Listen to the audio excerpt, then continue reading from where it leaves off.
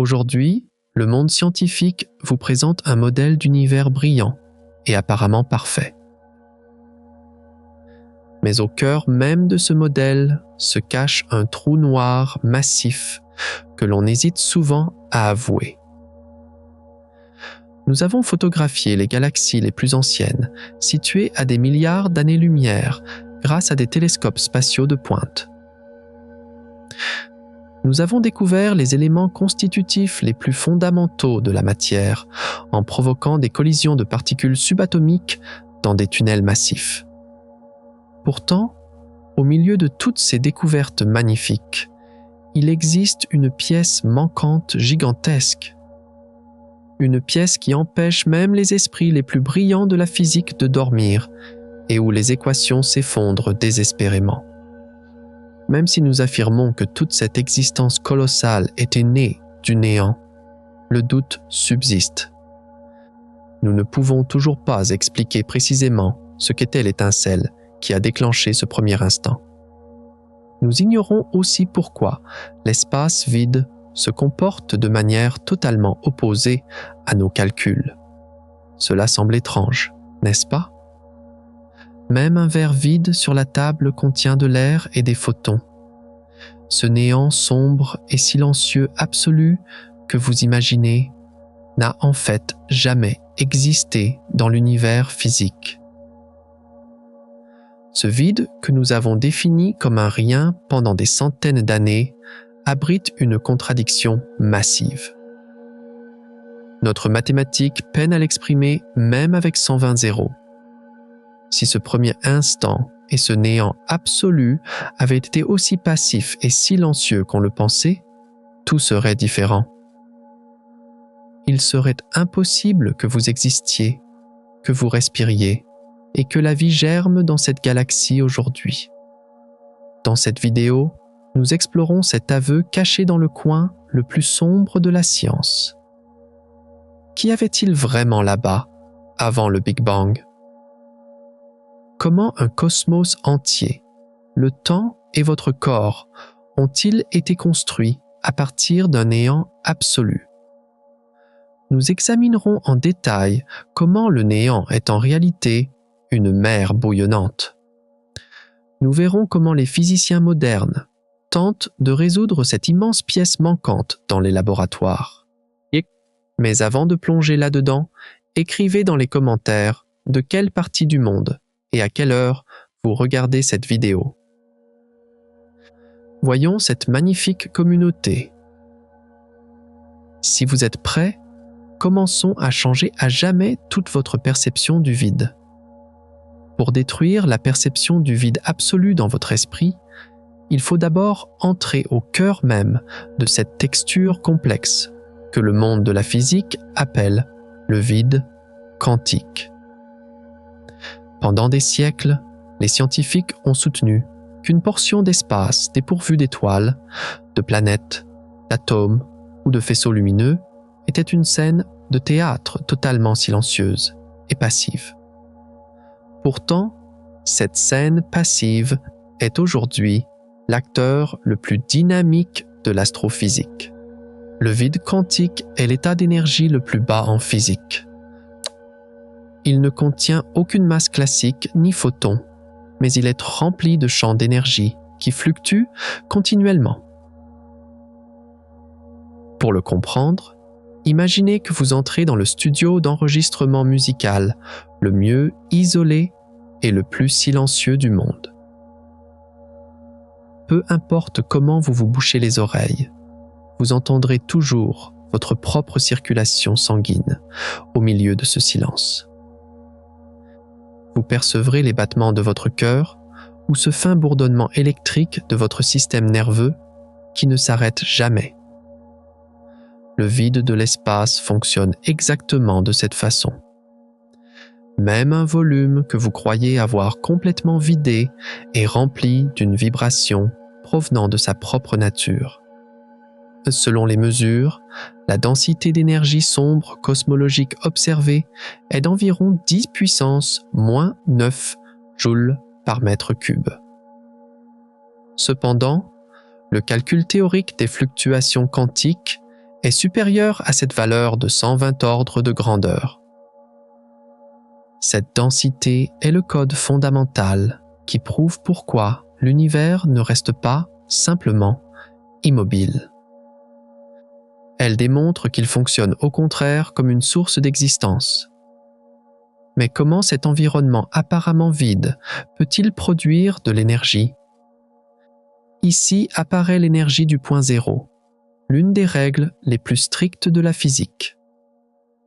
Même au zéro absolu, l'énergie de n'importe quel système ne peut être totalement annulée et doit conserver une quantité minimale de vibration. Vous pouvez l'imaginer comme le moteur éteint d'une voiture dans un froid glacial d'hiver. La voiture ne bouge pas et le moteur est arrêté, mais l'activité thermodynamique à l'intérieur n'a pas complètement cessé. Pour un oscillateur harmonique simple, ce niveau d'énergie le plus bas est mathématiquement fixé par la formule 1/2 de h bar oméga. En 1911, Max Planck, suivi de Walter Nernst en 1916, ont avancé que l'espace lui-même était rempli de cette énergie. L'énergie du point zéro est le battement de cœur cosmique qui empêche l'univers de geler et maintient le système en vie. Le phénomène le plus évident produit par ce rythme incessant est celui des particules virtuelles. Selon le principe d'incertitude quantique, l'énergie peut être empruntée instantanément au vide. Grâce à cela, des paires de particules et d'antiparticules apparaissent soudainement dans le néant et s'annihilent instantanément. Vous pouvez comparer ce processus à des gouttes d'eau tombant sur une poêle brûlante. Elles grésillent, s'évaporent et disparaissent en un dixième de seconde. Les gouttes sont là, elles frappent la surface et sont immédiatement effacées. La durée d'existence d'une paire virtuelle d'électrons et de positrons est incommensurablement courte. Elle équivaut en moyenne à 10 puissance moins 21 secondes. Même si ces particules ne peuvent être observées directement, leur existence peut être mesurée avec certitude. Cela est possible grâce à la pression qu'elles exercent sur les orbites atomiques environnantes. La nature du néant, qui produit continuellement de la matière, se nourrit précisément de ces battements virtuels. Cependant, l'effet de ces battements sur la propre géométrie de l'espace révèle un tableau très différent.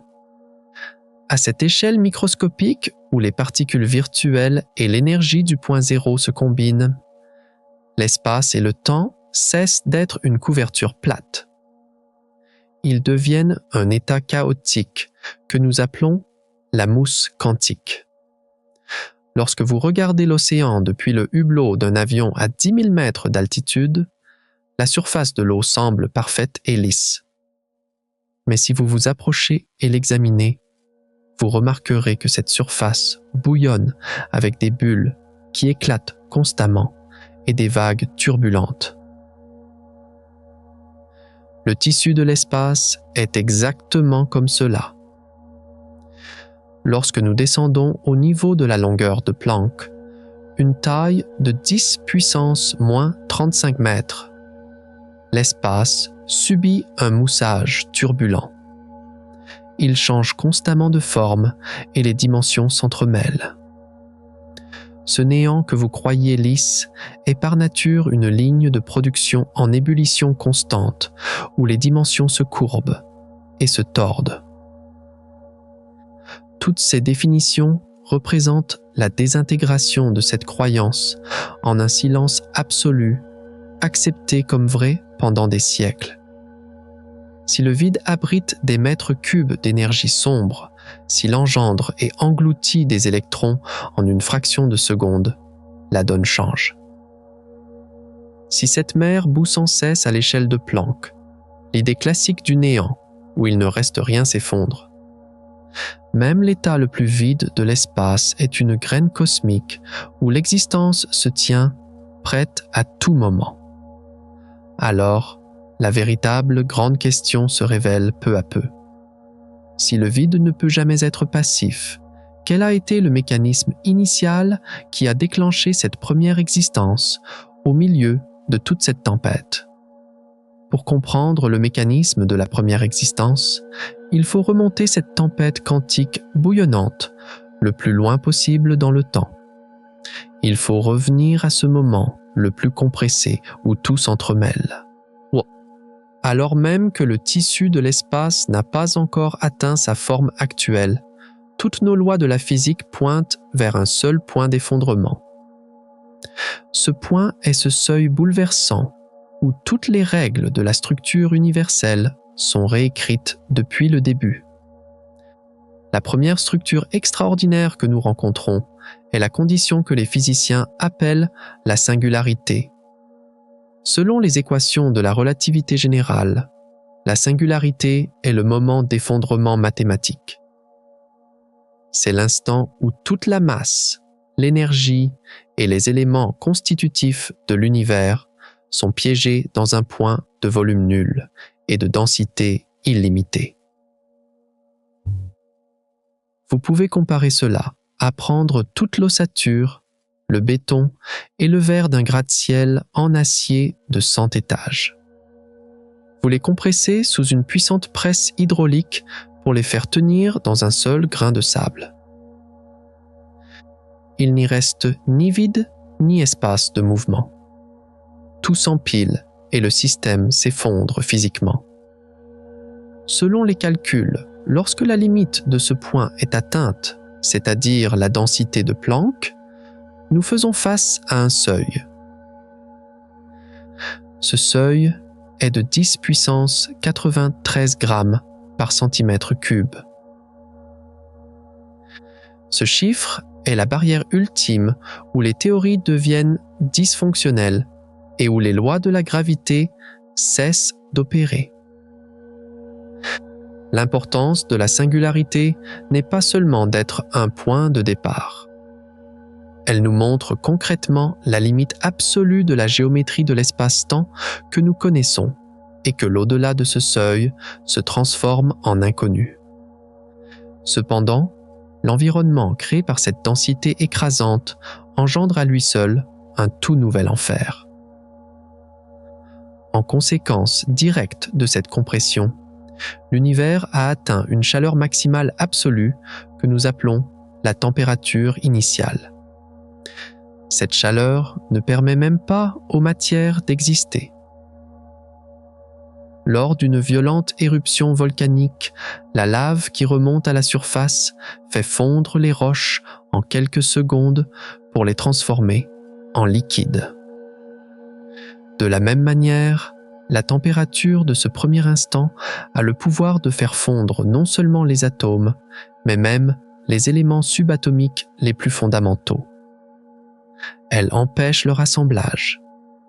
Cette limite atteinte par l'univers juste après le moment du Big Bang équivaut à 100 000 milliards de milliards de milliards de degrés. En d'autres termes scientifiques, elle correspond à 10 puissance 32 Kelvin. À cette température, les électrons ou les protons ne peuvent pas s'unir pour former une forme solide. Tout se transforme en un plasma d'énergie pure et incontrôlée. Ce seuil de chaleur est important. Il représente cette première chemise de feu que l'univers a dû traverser pour atteindre sa structure froide, apaisée et sombre d'aujourd'hui. Nous appelons l'ère de Planck cette première période où cette chaleur extrême dominait et où l'espace vivait son état le plus sauvage. Cette phase est l'intervalle où toutes les forces fondamentales de l'univers, y compris la gravité, formaient une superforce unique et inséparable. C'est aussi là que la flèche du temps devenait incertaine. Vous pouvez comparer cela au chaos assourdissant d'un stade de 80 000 places où des dizaines de milliers de personnes crient en même temps. Dans ce bruit, il est impossible de distinguer qui a dit quel mot ou d'où viennent les voix. Cette phase de l'univers est ce premier instant qui a duré 10 puissance moins 43 secondes à partir du moment de l'explosion. Regardez en arrière de ce temps, c'est-à-dire dans les secondes négatives de l'explosion, est considéré comme invalide. L'importance de l'ère de Planck est de prouver comment la gravité, l'électromagnétisme et les forces nucléaires d'aujourd'hui dormaient en un seul tout avant de se séparer et de naître. Toutefois, cette structure parfaite et super compressée prévue par les théories, a commencé à se fissurer lorsqu'elle a été confrontée aux observations. L'idée que tout l'univers observable, des milliards de galaxies et d'innombrables systèmes stellaires soit né de cette singularité absolue. Une singularité de 10 puissance 93 grammes par centimètre cube et d'un violent incendie de 10 puissance 32 Kelvin. Cette idée offrait une histoire parfaite sur le papier. Le monde scientifique pensait que tout s'était propagé vers l'extérieur à partir de ce point. Le vide n'était alors perçu que comme une scène silencieuse où se déroulait cette expansion. Il y avait donc une grande confiance dans le fait que les lois de conservation de l'énergie ne seraient peut-être pas ébranlées.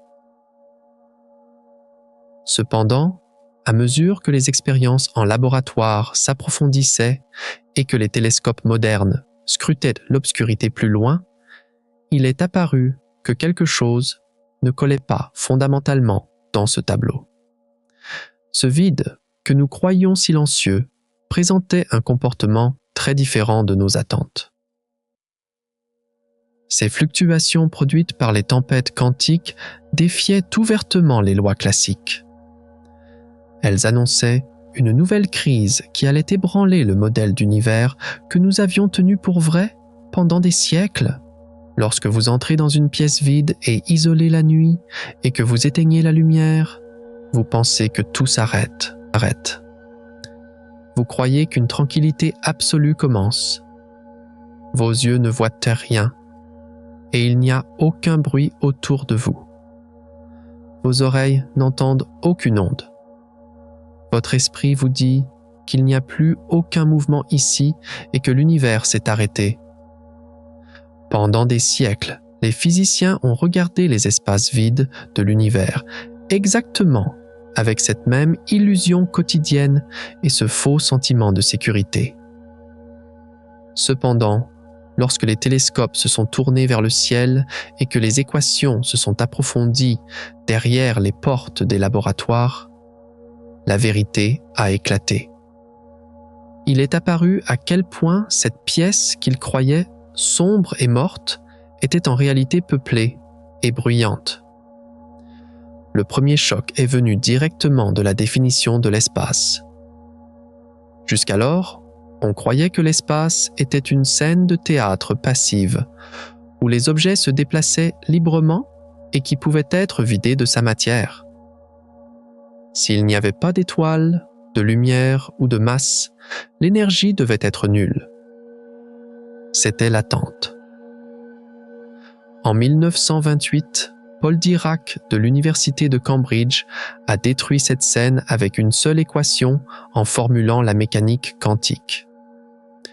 Les mathématiques de Dirac criaient que cette zone que nous croyions vide était une mer en ébullition constante.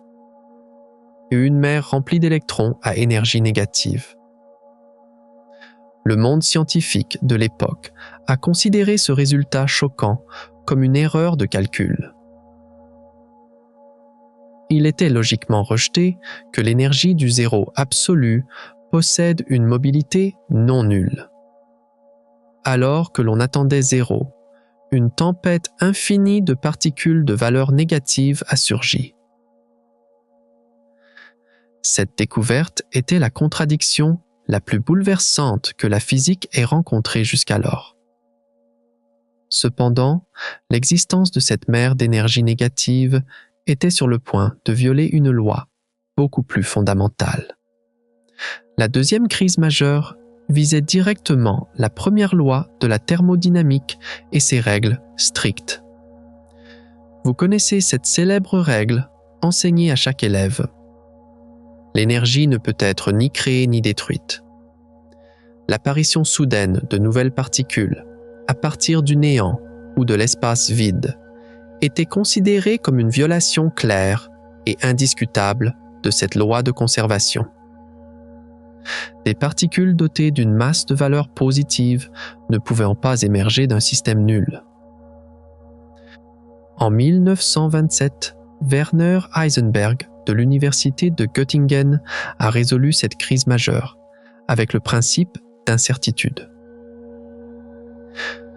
Lorsque l'intervalle de temps dans le système se rétrécissait à de très petites fractions de secondes, l'incertitude énergétique augmentait tellement que le vide pouvait instantanément emprunter de l'énergie. La conservation de l'énergie était assouplie pour un très bref instant. Même si l'énergie totale était conservée, l'univers créait littéralement de la matière à partir de rien dans ce minuscule intervalle. La forteresse la plus solide de la physique classique était déjà tombée. Alors que cette destruction se poursuivait dans le microcosme, une troisième onde de choc a éclaté à l'échelle cosmique de l'espace. Les scientifiques croyaient que l'univers avait toujours eu la même taille, qu'il était immobile et dans un équilibre parfait depuis la nuit des temps. Même Albert Einstein, le plus grand esprit de l'époque, avait ajouté une rustine artificielle appelée constante cosmologique à ses propres équations. Cela devait empêcher la gravité de provoquer l'effondrement de l'univers. L'univers devait rester fixe pour toujours. En 1929, Edwin Hubble de l'Institut Carnegie a mesuré que les galaxies s'éloignaient rapidement de nous. La lumière des galaxies lointaines observées se décalait distinctement vers le rouge dans le spectre. Cette découverte a prouvé que l'espace n'était pas une boîte statique, mais un tissu flexible continuellement étiré vers l'extérieur. La croyance en un univers éternel fixe et en équilibre s'est effondrée du jour au lendemain. Si tout s'étend, il devait y avoir un point d'explosion compressé dans le passé. Mais cette mobilité allait devenir complètement hors de contrôle lorsque la situation de l'observateur était prise en compte. La quatrième rupture est venue avec la question de savoir pour qui le néant était le néant. Pendant des siècles, on croyait que s'il n'y avait pas de photons dans une pièce isolée, celle-ci était au zéro absolu. On pensait qu'elle apparaîtrait dans la même obscurité absolue pour tous ceux qui s'y trouvaient. Le vide était une réalité fixe qui ne changeait pas d'une personne à l'autre. En 1976, William Unruh de l'Université de Colombie-Britannique a détruit cette ancienne perception à la racine. Les mathématiques d'Unruh ont montré qu'un espace sombre, vide et mort pour quelqu'un à vitesse constante serait mesuré comme un bain de radiation brûlant pour quelqu'un en accélération. À mesure qu'elle accélérait, le vide autour d'elle se réchauffait physiquement. Le néant n'était plus absolu, mais relatif. Selon votre vitesse, le néant pouvait soudainement se transformer en une tempête de matière bouillante et brûlante. Ces 4 ruptures majeures successives avaient liquéfié de manière irréparable ce sol solide sur lequel la mécanique classique était construite. L'espace vide n'était pas une scène passive, mais une mer orageuse. La conservation de l'énergie pouvait être violée en quelques millisecondes. L'univers que nous croyions éternel s'étendait seconde par seconde, et à mesure que l'on accélérait, ce vide sombre et mort se transformait en un four brûlant. Le modèle d'univers simple que l'humanité avait construit avec ses 5 sens avait déjà fait faillite. Chaque secret résolu ne faisait que mettre en lumière des contradictions plus profondes et plus complexes dans le tissu de l'espace. La science commençait tout juste à comprendre le chaos qui se cachait sous ce point zéro. Pourtant, le monde scientifique allait vivre sa véritable grande confrontation lorsqu'il braquerait son microscope directement sur le moment initial de l'univers, sur ce premier point de contraction de volume nul. La croyance la plus enracinée que nous avions concernant ce terrifiant point zéro était que tout s'achevait en heurtant une barrière de destruction absolue. Les physiciens supposaient qu'à ce point extrême de la gravité, l'espace et le temps s'effondraient sur eux-mêmes pour ne plus jamais revenir. Cependant, les fluctuations quantiques ont répondu à ce scénario d'effondrement tragique avec une dynamique complètement différente. Cette scène de création éternelle dans notre esprit était sur le point d'être ébranlée à la racine une fois de plus par de nouvelles preuves venues de l'obscurité. La 5e crise majeure a violemment frappé directement le mur initial du temps. Jusqu'alors, on croyait qu'en remontant dans le temps, l'univers se contractait inévitablement en une singularité physique de volume nul et de densité infinie. La théorie de la relativité d'Einstein et les calculs classiques ordonnaient cela comme une fin inévitable. À partir de l'année 2006, Abhay Ashtekar et son équipe de l'Université d'État de Pennsylvanie ont détruit cette ancienne perception avec la cosmologie quantique à boucle. Les nouveaux calculs d'Ashtekar ont montré que lorsque la densité atteignait cette limite inimaginable de 10 puissance 93 grammes par centimètre cube, la gravité changeait soudainement de direction. Elle se transformait en une force répulsive. Il n'existait physiquement rien de tel qu'un volume nul. Au lieu d'un effondrement absolu, l'univers est né avec un grand rebond, en rebondissant comme un trampoline cosmique. Cette première singularité que nous prenions pour une destruction n'était qu'un nouveau jaillissement rebondissant depuis la mort d'un univers précédent. La 6e rupture est venue de notre erreur la plus ancienne concernant le poids même de la matière.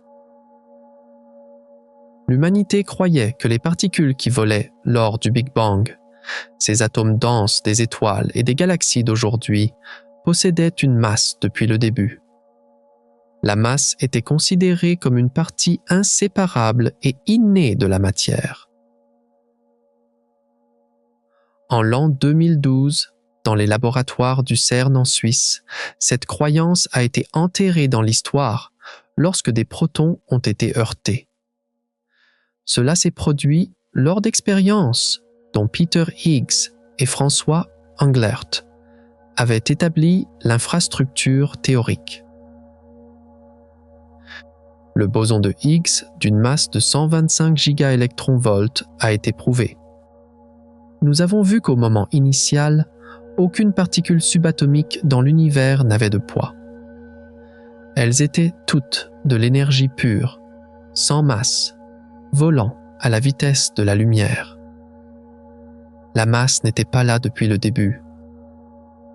Alors que l'univers se refroidissait, les particules accrochées à ce champ cosmique omniprésent ont ralenti par une sorte de friction. Elles ont ainsi acquis de la masse par la suite. Cet ancien principe de conservation, gravé dans nos esprits depuis des siècles, stipulant que la matière ne peut être ni créée ni détruite, s'est effondrée avec cette preuve révolutionnaire. Cette simple erreur enseignée dans les livres de lycée a ainsi disparu. La masse n'était pas une condition initiale de l'univers, mais un accident survenu par la suite. Toutefois, le champ auquel ces particules devaient leur existence a apporté avec lui une incertitude inédite et beaucoup plus mortelle. La 7e crise a fait voler en éclats cette profonde confiance que nous avions quant à la sécurité de l'univers dans lequel nous vivons. En mécanique classique, on pensait que si un système restait dans son puits d'énergie actuel, il y serait en sécurité pour toujours. On croyait que cet état ne serait pas perturbé, à moins qu'une énergie violente ne soit fournie de l'extérieur. Le scénario qu'ils appelaient l'effondrement du faux vide était seulement considéré comme une possibilité mathématique sur papier. En l'an 2025 et 2026, des équipes dirigées par Sivasankar et Ge des universités de Trent et Tsinghua ont fait de cette théorie une réalité en laboratoire. Ces simulations précises réalisées dans des gaz d'atomes ultra froids ont prouvé que le système s'effondrait soudainement. Sans aucune influence extérieure, il creusait un tunnel vers un niveau inférieur depuis ce puits, uniquement à cause des fluctuations quantiques. Ce tissu d'univers dur et fiable sur lequel nous nous tenons n'était pas différent d'une fine couche de glace qui pourrait se briser à tout moment. Ce mur cosmique solide, prévisible et sûr que nous avions construit dans nos esprits pendant des siècles s'effritait morceau par morceau avec ses découvertes successives. La masse était un costume enfilé plus tard. Le point de destruction absolue était un grand ressort qui rebondissait. Et la fondation de l'espace que nous pensions éternel était une illusion métastable qui pouvait glisser sous nos pieds à tout moment. Ces règles strictes de la physique classique étaient impuissantes face au chaos sans cesse bouillonnant du monde microscopique. Chaque nouvelle crise émergente prouvait que le vide n'était pas seulement en mouvement constant, mais qu'il était aussi une force détruisant toutes les lois que nous connaissions. Mais comment la forte pression de cette mer microscopique de néant que nous ne pouvons ni voir ni toucher est-elle mesurée aujourd'hui dans les laboratoires? Quel mécanisme technologique les physiciens utilisent-ils pour peser cet espace sombre où il n'y a rien et confirmer cette turbulence? Pour être honnête, lorsque j'ai lu les premiers articles de physique affirmant que l'espace était une tempête invisible, j'ai pensé que ce n'était qu'un débat philosophique sur papier. J'ai moi aussi cru à cette illusion de bon sens selon laquelle rien ne pouvait avoir de masse ou de force. Cependant, au moment où j'ai vu des scientifiques plier du métal en utilisant uniquement le vide et briser cette obscurité avec des lasers, j'ai dû l'accepter. J'ai dû admettre à quel point cette tempête que nous croyions abstraite était étonnamment physique. La première preuve physique de ce tissu a été directement mesurée par le mécanisme appelé l'effet Casimir. Vous pouvez comparer cela à deux grands cargos qui s'approchent de trop l'un de l'autre dans une mer agitée. Les grandes vagues s'atténuent dans l'espace étroit qui les sépare. En revanche, les vagues du large qui frappent les parties extérieures des navires forcent ces deux masses colossales à se heurter. L'océan quantique fonctionne exactement de cette manière. Dans l'expérience, deux plaques de métal réfléchissantes sont placées à une distance d'1 milliardième de mètre l'une de l'autre. Elles sont parfaitement parallèles, lisses et ne portent aucune charge électrique externe. Les plaques ne possèdent aucune force de répulsion ou d'attraction magnétique. Cependant, la distance étroite qui les sépare empêche la formation de particules virtuelles à longue longueur d'onde. Pendant ce temps, des fluctuations quantiques de toute taille continuent de se former librement dans le vaste espace extérieur. Le fait que l'énergie du vide à l'extérieur soit supérieure à celle de l'intérieur pousse les plaques vers l'intérieur. Ce mécanisme simple met en évidence qu'un vide où il n'y a rien peut exercer lui-même une force mécanique. Mais si le vide peut plier le métal, comment modélisons-nous la nature de l'univers en plein effondrement? La deuxième méthode repose sur les simulateurs quantiques qui transportent la mort et la renaissance de l'univers lui-même dans le laboratoire. Il s'agit des tests de désintégration du faux vide. Vous pouvez comparer ce mécanisme à un nuage extrêmement refroidi, mais qui a résisté à rester liquide très haut dans l'atmosphère. Un grain de poussière venu de l'extérieur provoque soudainement la transformation de toutes ces gouttelettes de liquide en cristaux de glace en quelques secondes. Cela déclenche une grosse tempête de neige. Dans le système, des gaz d'atomes ultra froids comme le rubidium et le potassium sont amenés sous la forme d'un condensat de Bose-Einstein.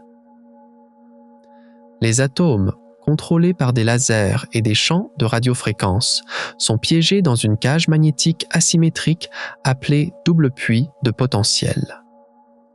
Pendant que le système attend dans le faux puits à haute énergie, des caméras à très haute résolution mesurent seconde par seconde comment des fluctuations quantiques microscopiques le font tomber. Elles le font tomber par effet tunnel vers le puits de vide vrai, plus stable et permanent. Ces cages laser sensibles nous permettent de photographier comment grandissent les bulles de vide vrai, qui représentent la naissance d'un nouvel univers. La troisième méthode consiste en des détecteurs optomécaniques mis en place pour peser la nature relative du vide.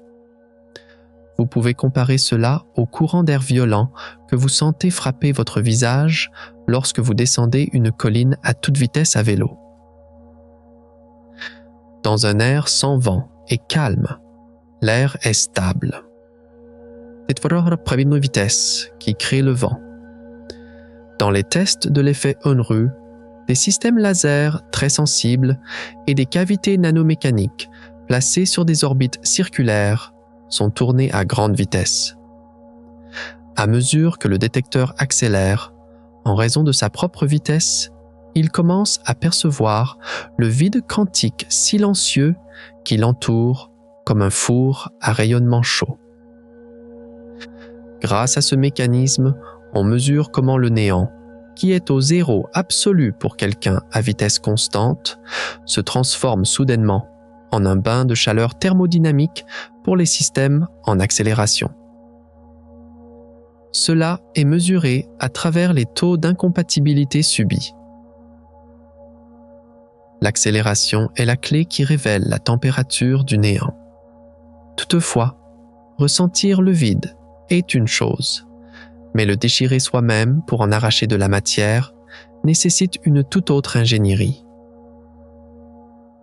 Le quatrième mécanisme correspond au test de l'effet Schwinger, qui vise à déchirer le tissu même du vide. Vous pouvez le comprendre en imaginant un tissu de soie tissé avec des fils extrêmement résistants. Vous le tendez de toutes vos forces à chaque extrémité avec de puissantes machines. Les coutures, ne pouvant supporter la tension, explosent et dispersent les plumes à l'intérieur dans les airs.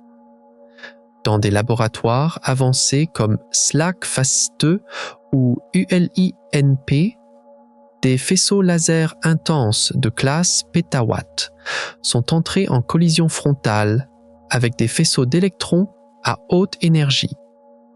Ces lasers peuvent injecter une énergie d'environ 10 puissance 22 watts par centimètre carré.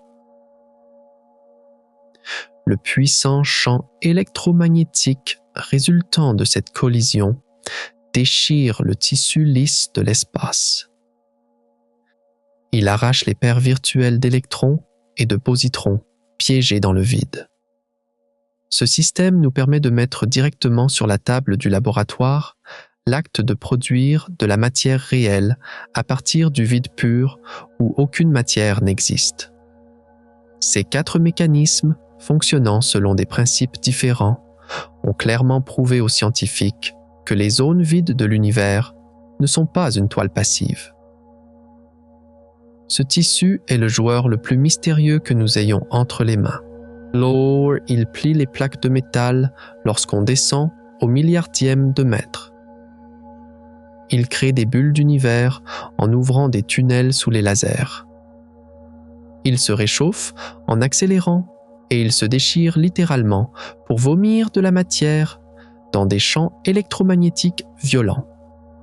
La mécanique du néant a été résolue sur papier et prouvée à l'échelle microscopique. Cependant, établir la théorie et la tester dans de petits dispositifs de laboratoire n'est qu'une facette du travail.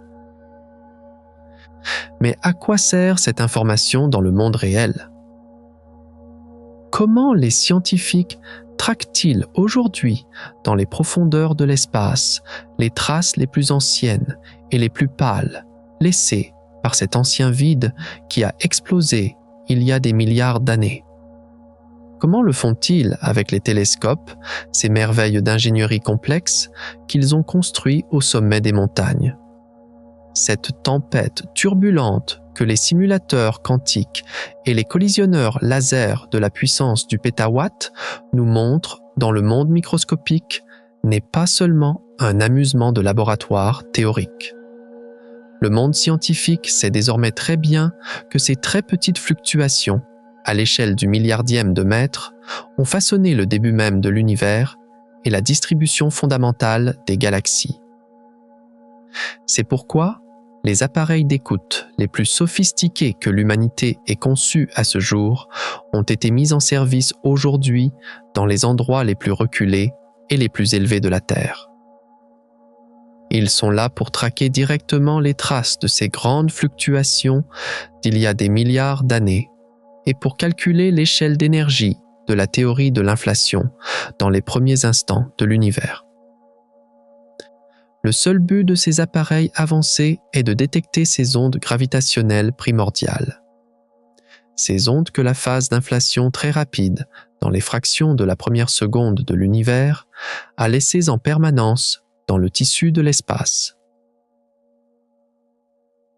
Le rayonnement de fond cosmologique, micro-ondes, c'est-à-dire cette pâle lueur thermique qui s'est propagée dans l'espace après le Big Bang, porte la trace de ces ondes sous la forme d'une polarisation électrique.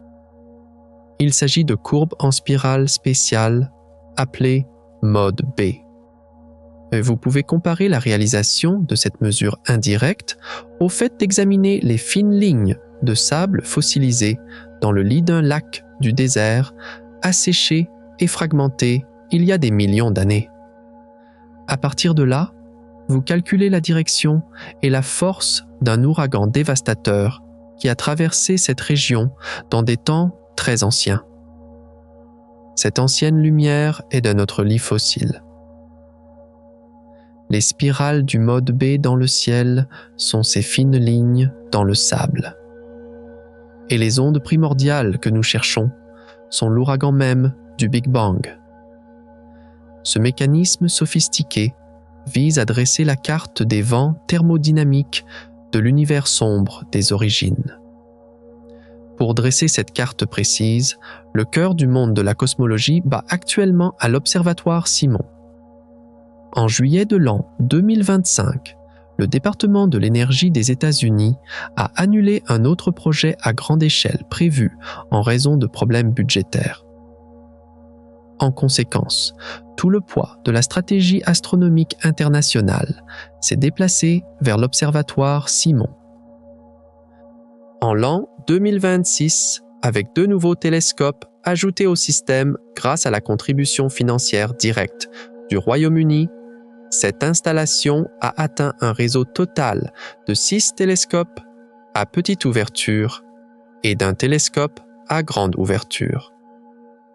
Aujourd'hui, grâce aux analyses de données menées conjointement avec les projets de l'Observatoire du pôle Sud, cet effort international a dirigé les équipes d'astrophysique de dizaines de pays vers un seul objectif. Cet objectif est de confirmer cette première secousse du néant. Cependant, la technologie entre les mains d'une si grande équipe doit être bien plus qu'une caméra ordinaire. Cette technologie révolutionnaire a complètement changé le lien d'information que les chercheurs, scrutant les froides profondeurs de l'espace sombre, ont établi avec l'univers.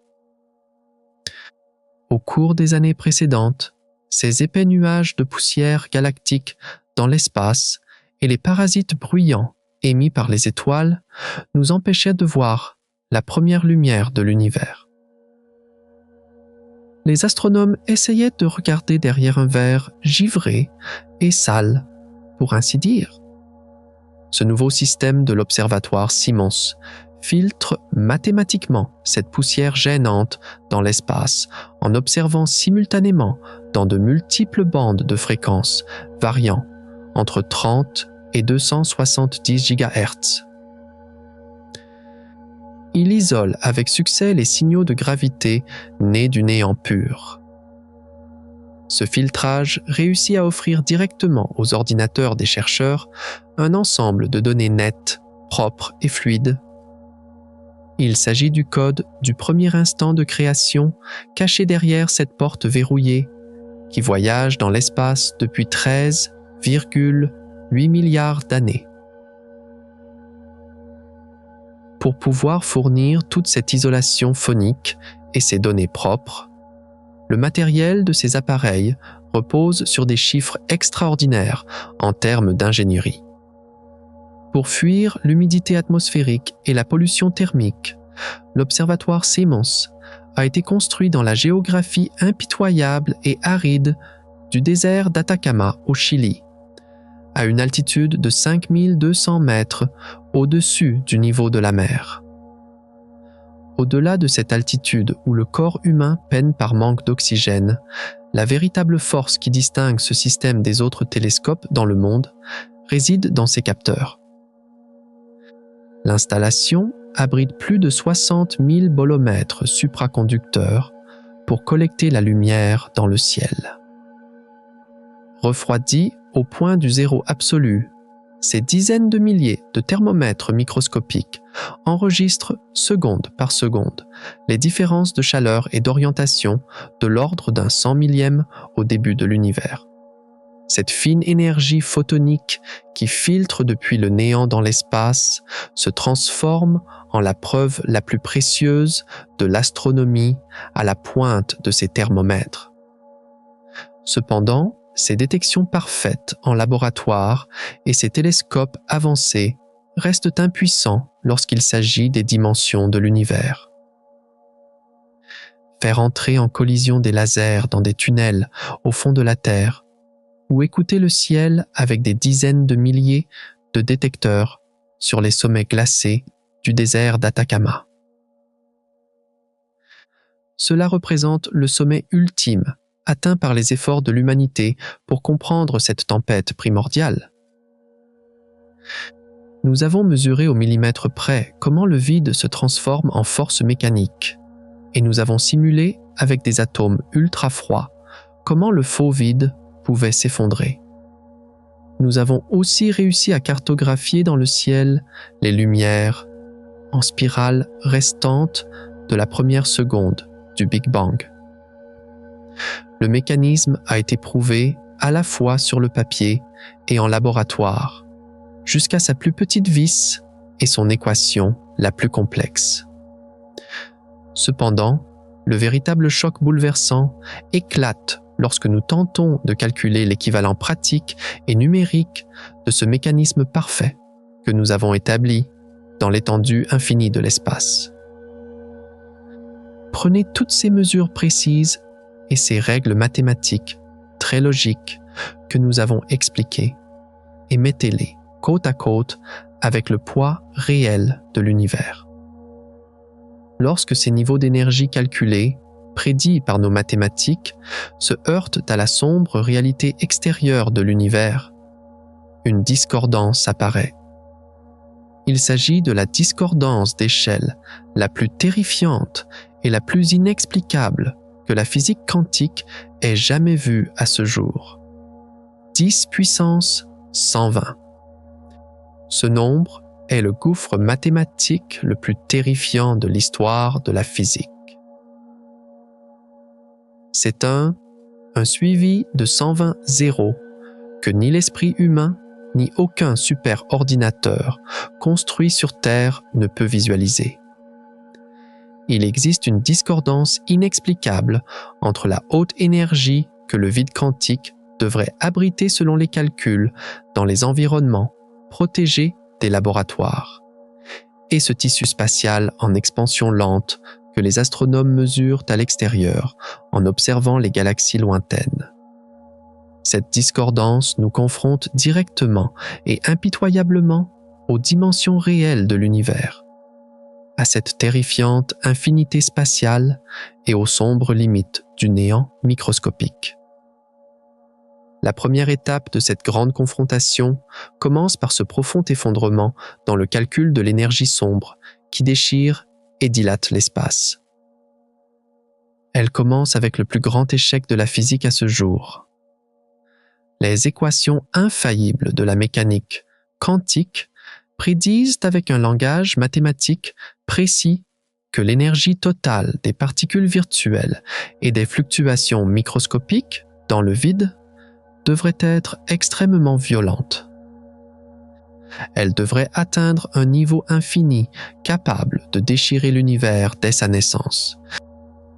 Cependant, les observations menées avec des satellites avancés prouvent indiscutablement que cette véritable énergie sombre qui éloigne les galaxies les unes des autres avec accélération est une force répulsive très faible. Elle est 10 puissance 120 fois plus petite que cette énergie théorique calculée du vide. Une déviation de calcul aussi lourde est une crise du vide qui ne peut être expliquée par aucun modèle physique connu. Elle laisse irrésolue la nature de l'énergie sombre qui détermine le destin de l'univers. Pour pouvoir saisir plus profondément cette contradiction irrésolue, la situation devient beaucoup plus bouleversante lorsque l'on observe l'extraordinaire petitesse physique du point de départ de l'univers. Lorsque vous regardez l'infinité du ciel aujourd'hui, vous voyez des centaines de milliards de galaxies, des milliers de milliards de systèmes stellaires et des trous noirs monstres de gravité. Toute la masse et l'énergie qui composent l'ensemble du volume de l'univers observable étaient physiquement compressées dans une singularité au moment du Big Bang. Une singularité 100 milliards de fois plus petite que le diamètre d'un proton dans un seul atome d'hydrogène. Toute cette existence potentielle s'est repliée sur elle-même en ce point terrifiant de néant, où la dimension, la distance et la matière telle que nous la connaissons perdent leur sens. Les concepts d'espace et de temps se sont courbés sur eux-mêmes pour pouvoir exister à l'intérieur de ce volume microscopique extrêmement étroit. Cette petitesse compressée où les lois de la physique font faillite a commencé à s'étendre soudainement. Dans cette première phase où elle a décidé de se briser et de sortir, elle s'est étendue avec une violence dépassant même la vitesse de la lumière et une force incontrôlée. Dans cette phase appelée gonflement cosmique ou inflation, ce tissu très étroit de l'espace a soudainement grandi de 10 puissance 26 fois en une période incommensurable pour l'esprit humain. C'était aussi court qu'un millième de milliardième de seconde. Il a ainsi formé ce premier squelette colossal de sa structure physique actuelle. Le vide spatial n'a pas été étiré de l'extérieur comme un objet classique. Il a explosé avec une accélération infinie vers l'extérieur simultanément depuis le point le plus profond de son propre tissu et de chacune de ses particules existantes. Il a ainsi vécu cette rupture la plus violente qui a façonné de manière permanente la distribution fondamentale des galaxies. Lorsque l'on descend dans les couches topologiques les plus profondes de l'espace restant après cette expansion, on rencontre une lourde turbulence derrière ce tissu que nous croyons lisse. Le tissu plat de l'espace perd toute sa structure lorsqu'il atteint le niveau de la longueur de Planck, d'une taille de 10 puissance moins 35 mètres. Ce seuil se transforme en une mousse quantique en ébullition où les dimensions se courbent et se tordent constamment, se détruisant et se recréant. Cette mousse est 100 millions de milliards de fois plus petite que le noyau d'un atome d'hydrogène standard. Ce vaste espace qui abrite en toute sécurité ces lourds amas de galaxies de plusieurs milliards d'années-lumière, de large aujourd'hui, repose sur un équilibre délicat.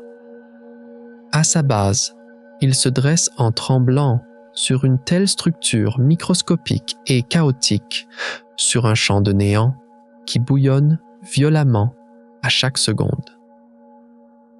Toutes ces réductions incommensurables à l'échelle cosmique, ces vitesses d'expansion terrifiantes et ces déviations mathématiques de milliers de milliards de fois brossent un tableau épique. Elles jettent dans un coin cette perception naïve de l'univers qu'a l'homme et écrasent impitoyablement les limites du bon sens. Le vide de l'espace n'est ni une obscurité absolue, ni une ère de repos passive, ni une éternité statique. Au contraire, c'est un tissu très dynamique qui défie la science avec sa crise de 10 puissance 120. Il grandit en se multipliant des milliards de fois en des fractions de secondes, et ses dimensions sont entraînées dans le chaos dans ses cellules les plus fondamentales. Cependant, la véritable grande rupture qui bouleverse les équations les plus parfaites de la physique moderne et dépeint le désespoir commun de la philosophie et de la science apparaîtra autrement. Elle ne se manifestera pas en regardant ce feu intense du passé, mais en regardant vers ce néant final sombre et glacial, c'est-à-dire le futur lointain qui nous attend tout à la fin de cette violente expansion de l'univers. Dans ce voyage difficile vers le froid glacial et vaste et l'obscurité sans fin du futur, chaque nouvelle mesure rencontrée dans les laboratoires nous projette bien au-delà de nos propres limites de perception. Ces nombres écrasants posés sur la table par la physique quantique et la cosmologie possèdent des gouffres mathématiques qui écrasent l'esprit humain. Non seulement au moment de l'explosion, mais aussi dans les densités extrêmes que le tissu microscopique de l'univers abrite encore aujourd'hui et dans des durées difficiles à calculer. Toutes ces balances sensibles que nous avons construites pour peser la réalité se brisent irrémédiablement face au poids pur de l'univers. Le premier de ces profonds gouffres nous fait face lorsque l'on regarde l'étroitesse incommensurable du temps lui-même, à cette division mathématique sous la première seconde.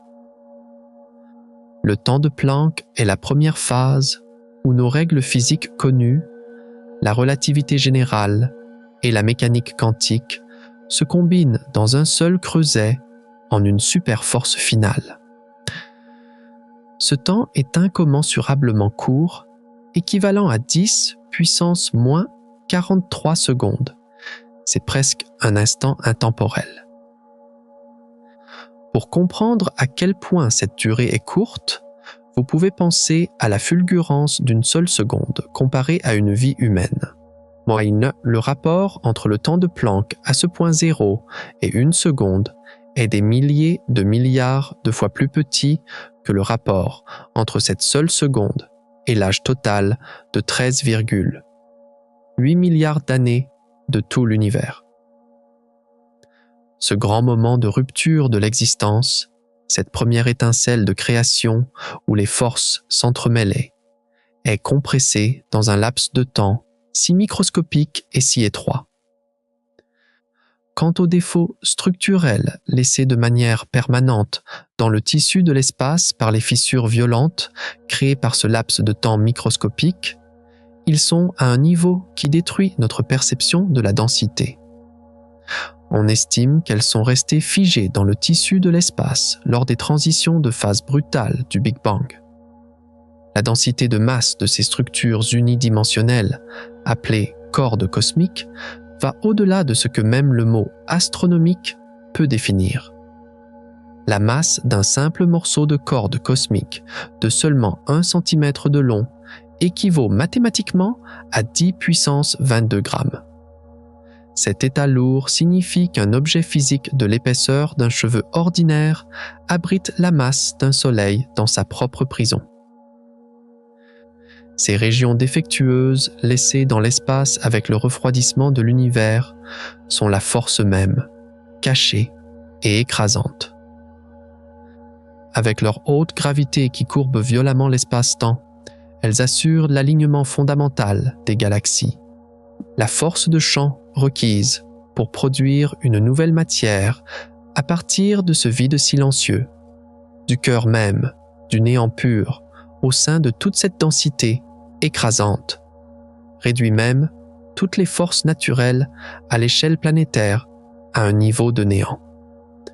Selon l'effet Schwinger, prédit par les équations infaillibles de la mécanique quantique, la puissance du champ électrique nécessaire pour briser le vide est d'1,3 × 10, puissance 16 volts par centimètre. Elle arrache les particules virtuelles à l'intérieur et les transforme en matière réelle. Cette force violente est des milliers de milliards de fois plus forte que cette très puissante force de champ magnétique naturelle. C'est elle qui protège avec succès la Terre des radiations cosmiques et des tempêtes solaires mortelles depuis des milliards d'années. Pour pouvoir résoudre la structure du néant et extraire de la matière du vide, l'humanité est confrontée à une violence capable d'engloutir des planètes. Ce tableau de l'univers est une réalité scientifique inquiétante qui erre aux limites de l'esprit.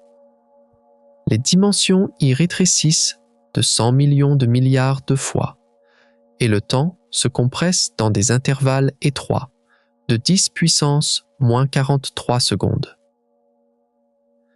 Les lignes invisibles centimétriques y pèsent de lourdes étoiles et les forces de laboratoire écrasent les champs magnétiques planétaires.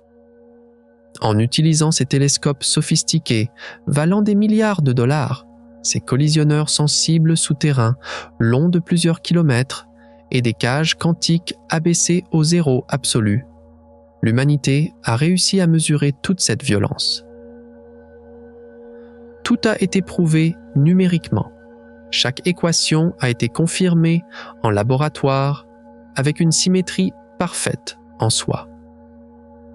Et si toutes ces mesures révolutionnaires et ces preuves microscopiques servaient une grande illusion de l'univers découlant de notre propre mauvaise interprétation de la réalité?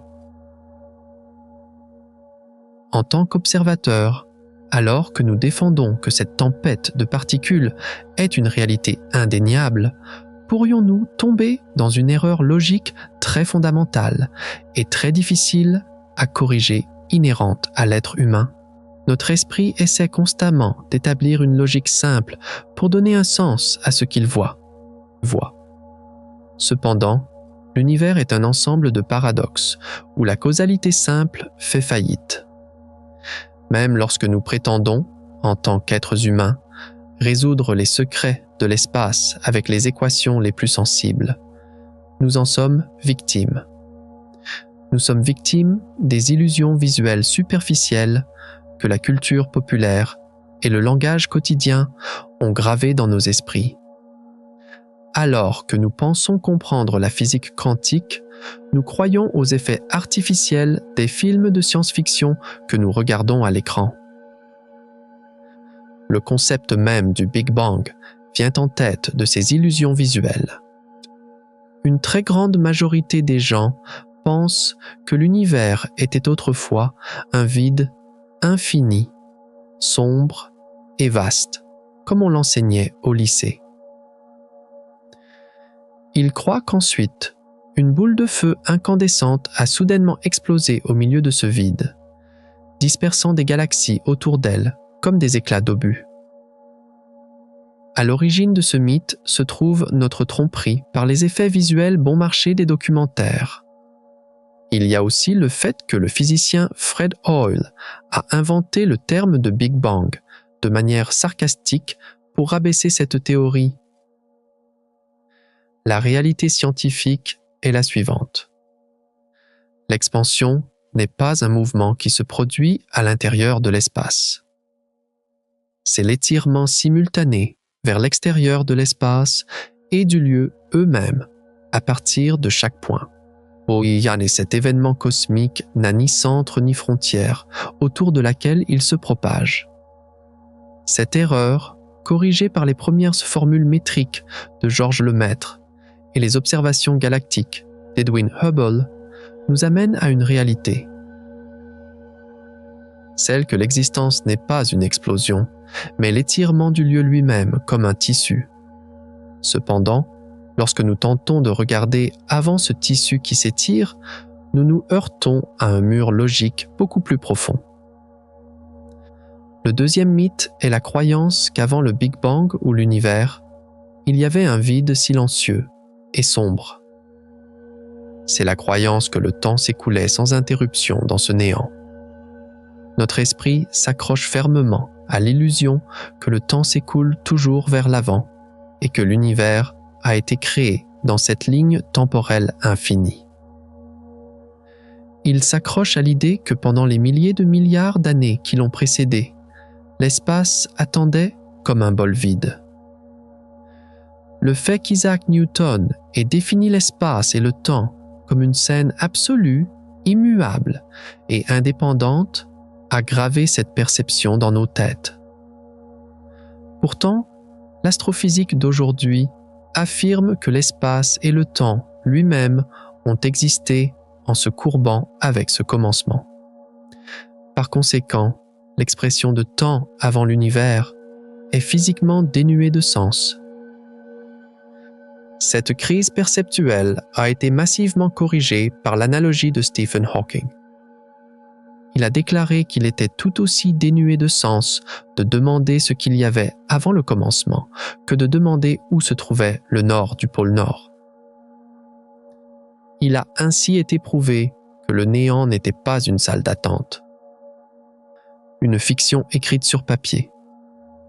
Notre univers était en sécurité. Cependant, en l'an 2025 et 2026, des simulations réalisées dans des laboratoires, très avant des universités de Trent et Tsinghua, ont détruit ce confort. Ces expériences sophistiquées, mises en place avec des gaz d'atomes froids, ont expérimentalement prouvé que l'effet tunnel quantique du faux vide vers le vide vrai se produisait physiquement. Cet effondrement, pris pour une fantaisie mathématique, s'est transformé en une véritable menace. L'espace dans lequel nous vivons pourrait se déchirer à tout moment, et une nouvelle loi physique pourrait engloutir l'existence actuelle comme un ballon et la mêler au néant. Cette sombre fin qui allait engloutir l'existence rappelait également ce cauchemar froid et silencieux auquel nous croyions depuis des siècles concernant notre destin ultime.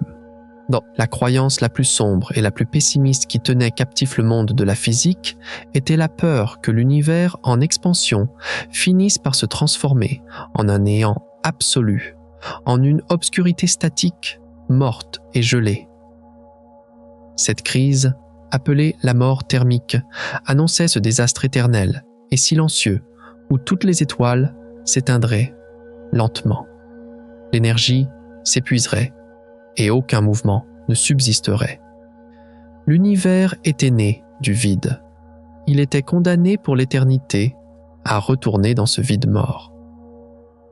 La théorie de la cosmologie cyclique, conforme de Roger Penrose de l'Université d'Oxford en l'an 2010 et 2025, a complètement éliminé cette crise désespérée à la racine. Les mathématiques avancées de Penrose ont montré que ce néant absolu froid, mort et sans masse dans un futur lointain, devenait mathématiquement et géométriquement identique aux frontières chaudes et denses d'un nouveau Big Bang. Le néant n'était pas la tombe froide de l'univers, mais directement l'utérus d'une nouvelle existence. La violente explosion de l'espace que nous croyions statique, cette singularité infinie initiale laissant place à un rebond revenant de la mort. Le vide que nous croyions sûr étant prêt à s'effondrer à tout moment et la mort finale se transformant en une nouvelle naissance. Ces 4 grands effondrements devant nous ont transformé à la fois le passé et l'avenir de l'univers en les scènes les plus sombres d'un film à suspense. Toutes les frontières tracées à un bureau ont été effacées. Tous les murs dans lesquels l'humanité avait confiance ont été détruits avec une grande violence. Mais dans cette spirale d'équations effrayantes où les singularités absolues et les désintégrations du faux vide sont si dangereuses, où le froid glacial du futur est porteur d'une nouvelle boule de feu, que font les physiciens d'aujourd'hui? En ce moment, quels monstres sombres, ces grands détecteurs construits dans les déserts les plus désolés du monde, et ces salles lasers glaciales longues de plusieurs kilomètres tentent-ils d'attraper dans ce vide sans fond? Il est évident que nous ne pouvons pas voir à l'œil nu les monstres sombres surgissant du néant. Mais comment pouvons-nous toucher cette obscurité absolue? Le monde scientifique, confronté à ces crises effrayantes de la physique, a compris qu'il ne pourrait pas gagner cette guerre en écrivant simplement des équations au tableau. Puisque l'espace était une tempête insidieuse, il n'y avait pas d'autre choix que de frapper cette tempête avec sa propre arme. Ainsi, pour pouvoir enfermer le néant dans une cage et le déchiqueter à l'échelle microscopique, l'humanité a commencé à construire les détecteurs les plus impitoyables et les plus grands que l'histoire ait jamais connus. La première grande attaque a commencé depuis le désert.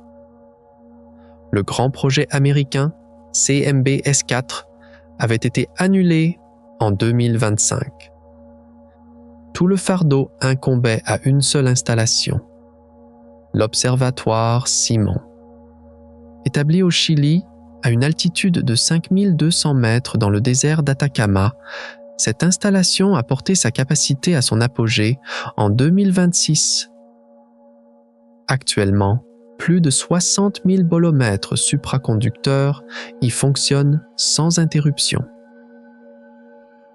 Leur objectif est très clair. Chasser les ondes gravitationnelles primordiales, vestiges de cette première phase d'inflation de l'espace, qui se sont propagées dans l'espace juste après l'explosion. Il cartographie les traces en spirale de mode B laissées par cette lumière qui voyage sans relâche dans l'univers sombre depuis 13,8 milliards d'années. Au milieu du désert, il tente de transformer ce cri de la première milliseconde de l'univers en un graphique numérique. Cependant, capter ces signaux provenant du désert n'était pas suffisant à lui seul. le pôle sud a également rejoint la guerre. L'équipe de l'Observatoire du pôle sud, établie sur les glaciers, au point le plus froid du monde, combat directement les parasites. Les télescopes du Bicep Array balaient simultanément les bandes de fréquence entre 30 et 270 GHz pour entendre le murmure du néant. Ils filtrent impitoyablement les nuages de poussière dans l'univers et ces parasites galactiques bruyants appelés rayonnements synchrotrons.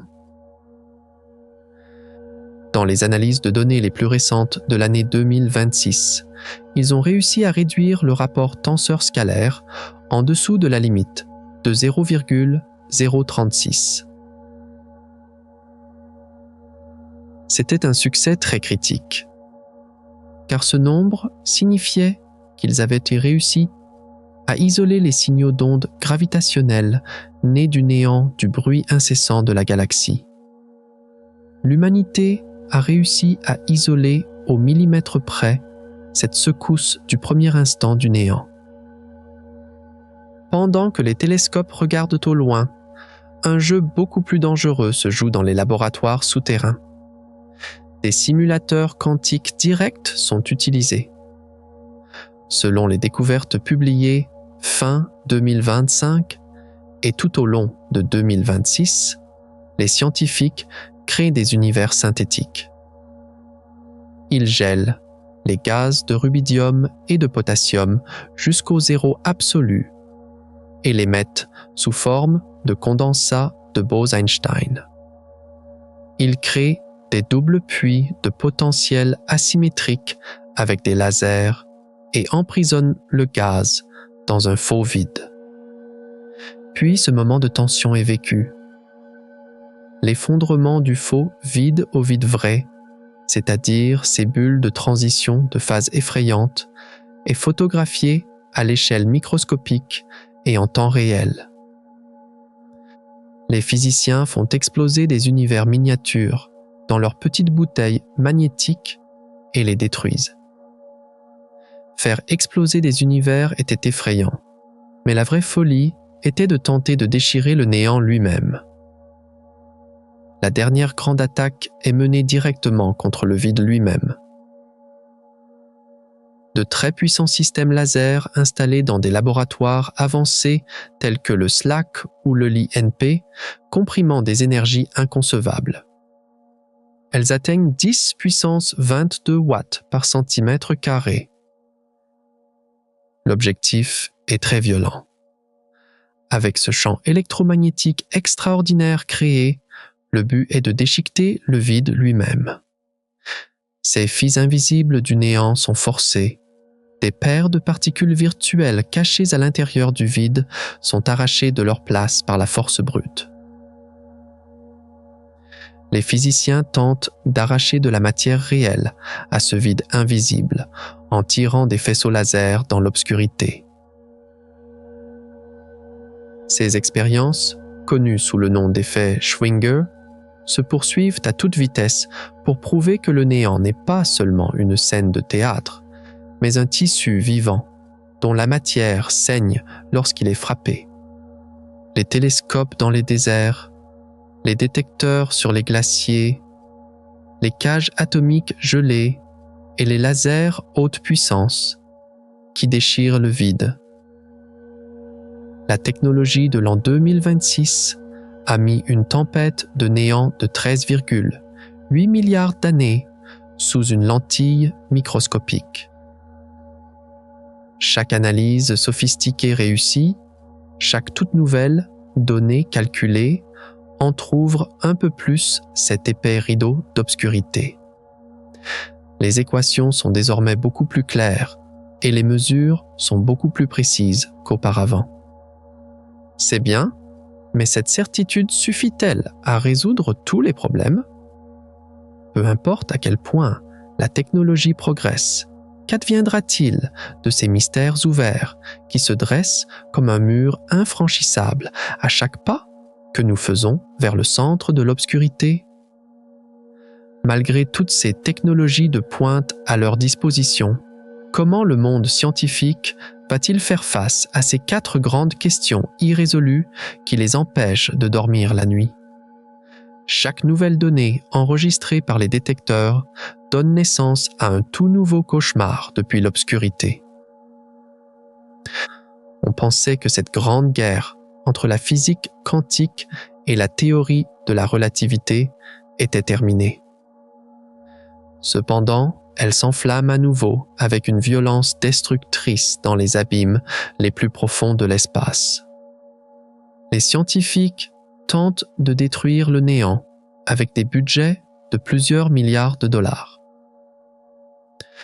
Mais lorsque la fumée des laboratoires se dissipe, ce qu'ils trouvent face à eux ne sont pas des réponses claires.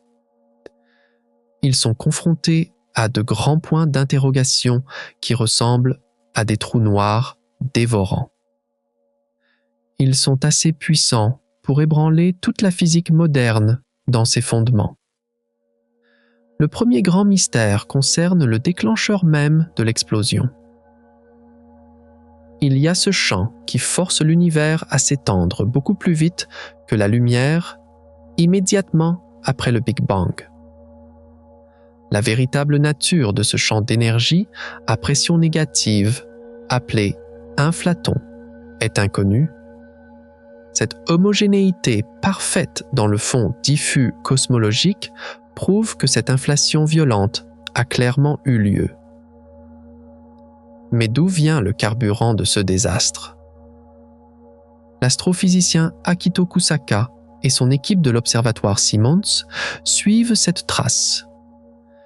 Ils tentent de tester ce champ insidieux en mesurant les tourbillons de mode B dans le ciel. Si la véritable nature de ce champ ne peut être résolue, tout s'effondrera. Toutes les théories cosmologiques que nous avons développées sur la façon dont l'univers a pu rester si plat à grande échelle s'effondreront. Des années de travail se transformeront en un tas d'ordures dénuées de sens, privées de preuves finales.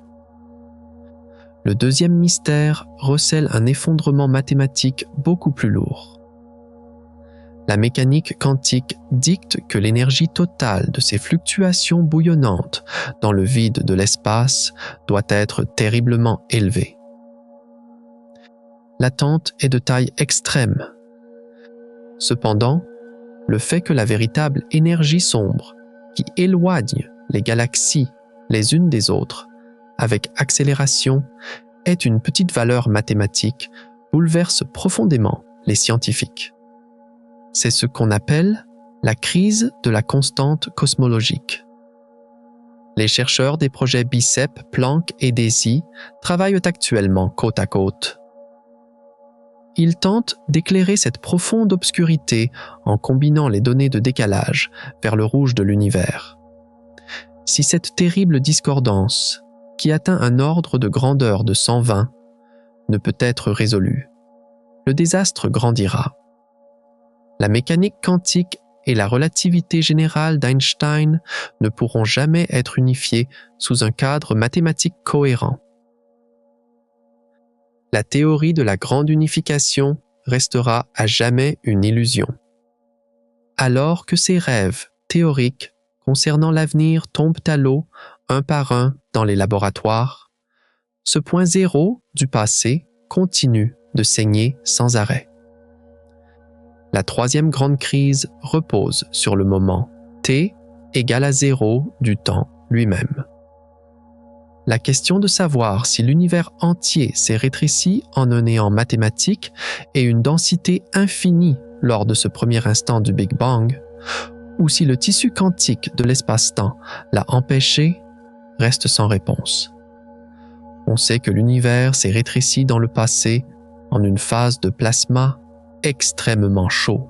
Bon, mais ce processus de rembobinage se termine-t-il en ce seul point de volume nul? Le groupe de cosmologie quantique à boucle, dirigé par Abhay Ashtekar de l'Université d'État de Pennsylvanie, tente d'éradiquer cette singularité avec la structure quantifiée de l'espace. Si cette énigme n'est pas résolue, une question très sombre subsistera. L'univers a-t-il un commencement précis, c'est-à-dire une création? Ou n'est-ce qu'une petite partie de cette boucle infinie et sans fin de l'effondrement précédent, de son rebond? Alors que cette impasse concernant le commencement empoisonne la philosophie, une autre question concernant l'avenir constitue une menace beaucoup plus physique. Le quatrième mystère, le plus effrayant, concerne directement notre propre sécurité physique, le destin ultime de l'univers.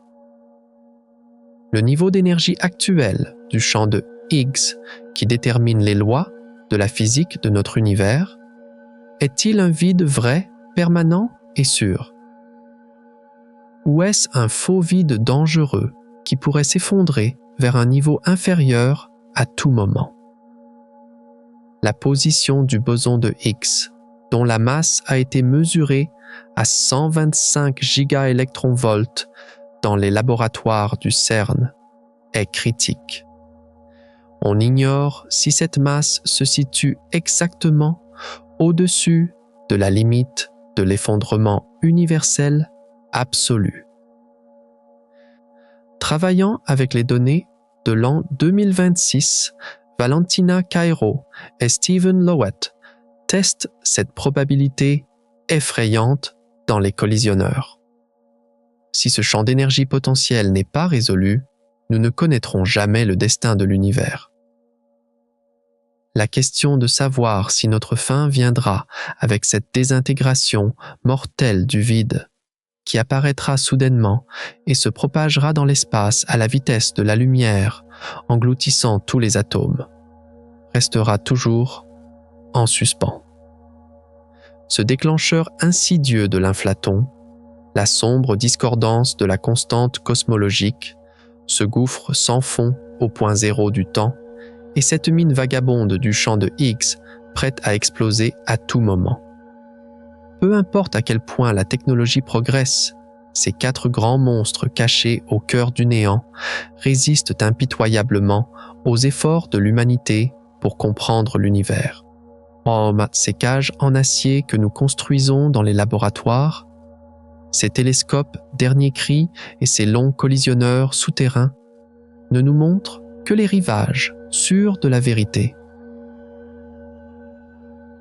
Quant à l'effrayante réalité ultime dans les profondeurs de l'océan cosmique, elle attend toujours sous les eaux sombres. Nous tentons de résoudre l'équation de ce vide à tout prix, en repoussant les limites de notre esprit. Mais lorsque nous trouverons ces véritables réponses qui gisent au fond de cette obscurité et qui nous empêchent de dormir la nuit, l'humanité sera-t-elle prête à faire face à cette dure réalité? Ce long voyage que nous avons effectué dans ces abîmes sombres et glaciaux de l'univers était en fait une preuve très bouleversante. Il prouve à quel point nous percevons notre propre réalité de manière superficielle et naïve. Derrière ce ciel que nous voyons à l'œil nu, que nous pensons statique, silencieux et toujours sûr, se cache un chaos sombre. Ce chaos est prêt à exploser à tout moment. Il détruit impitoyablement ses propres règles strictes et brise complètement les limites de l'esprit. Ce sol ferme sur lequel nous marchons dans notre vie quotidienne a depuis longtemps glissé sous nos pieds. Au centre de tout ce tumulte violent se trouve une seule vérité bouleversante. Ce vide que nous appelons le néant absolu est en fait un océan rugissant qui abrite une terrible crise mathématique de 10 puissance 120. La véritable force qui a créé l'univers et l'a façonné n'était pas les étoiles massives ou les galaxies tournoyantes, mais ce vide sombre lui-même que nous ne pouvions pas voir et que nous ne pouvions toujours pas entièrement résoudre. Alors que l'humanité tente de conquérir les profondeurs de l'espace, elle ne fait en réalité que commencer à ramer dans cette mer dangereuse du néant. Alors que vous regardez le ciel cette nuit et observez l'éclat apaisant des étoiles, vous savez désormais très bien une chose. Vous savez que ce vide noir et profond entre elles n'est pas seulement une toile de fond. Cette obscurité est un tissu très vivant qui bouillonne en lui-même depuis la nuit des temps, cachant son énergie extraordinaire et préparant peut-être déjà notre future mort. Non, tout ce que vous voyez, croyez et touchez n'est en fait qu'une brève illusion que ce néant invisible nous permet d'avoir. Si ce voyage cosmique, qui repousse les limites de l'esprit et détruit tout ce que nous connaissons, vous a également fasciné, n'oubliez pas d'aimer la vidéo. N'oubliez pas non plus de vous abonner immédiatement à cette chaîne avide des sombres mystères de l'univers. De plus, envoyez immédiatement cette vidéo à un ami passionné de science qui n'a pas peur de remettre en question les vérités. Aujourd'hui, nous avons plongé dans ces eaux sombres du néant, mais que nous murmurent en ce moment ces télescopes à miroirs dorés qui regardent le plus loin dans l'univers?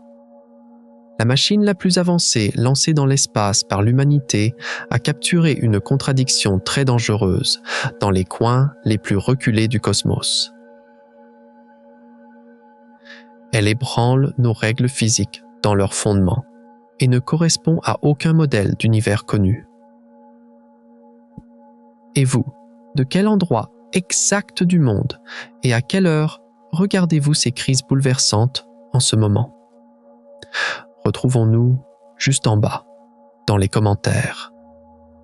Il est désormais temps de sortir de cet océan bouillonnant du néant et de regarder vers les limites les plus extrêmes de l'univers. Le télescope spatial James Webb a découvert des structures impossibles qui n'auraient jamais dû s'y trouver pendant cette sombre enfance du cosmos. Cette nouvelle carte que nous avons observée ne correspond en rien aux règles de l'univers que nous connaissons. Cela pourrait-il être l'éveil d'un autre univers? Êtes-vous prêt à affronter ces photos bouleversantes?